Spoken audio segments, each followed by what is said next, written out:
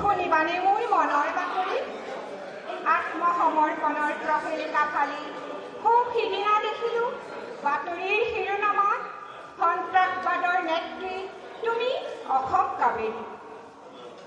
মোৰ মন তুল পাৰ কৰি অনেক প্ৰশ্নৰ ভুমুকনি তোমাৰ শান্ত মুখৰ মিচিৰিকি হাঁহিয়ে দিবনে বাৰু মোৰ প্ৰশ্নৰ সঁহাৰি?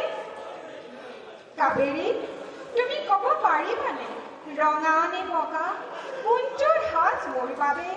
তেওঁৰ বৰ্তমানত মোৰ হেৰাল কাণ্ডত জ্ঞান কোনে দিব পাৰিব বাৰু মোৰ অৰবিন্দৰ সন্ধান? গণেশগুৰি হাইকোৰ্ট বৰপেটা নলবাৰী বোমাৰ ধ্বংসস্তূপৰ মাজত মোৰ খাম চিং আৰু গাদাডালে বিচাৰে সিহঁতৰ মৃত্যু। বিষাদ বেদনা হাত হতাশা যাৰ এতিয়া জীৱন নকৰি। কাবেৰী, তুমি দিব পাৰিবানে বাৰু মোৰ অৰবিন্দৰ বাতৰি?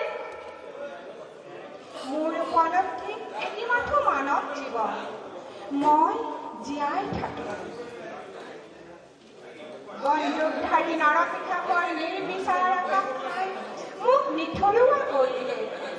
স্বামীহীন সন্তানহীন জীৱনৰ সপোনবোৰ মই নতুনকৈ ৰাঙলী কৰি মই জীয়াই থাকিম।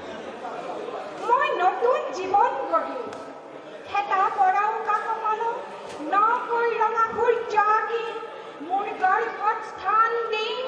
দেশ প্ৰেম আৰু মানৱ প্ৰেমৰ বংশধৰ মহাত্মা গান্ধী আৰু মাদাৰ টেৰেছা।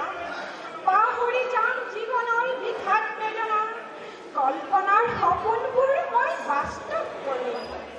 আকাংক্ষিত সমাজ গঢ়ি নৱপ্ৰজন্মক উদ্বুদ্ধ কৰিম।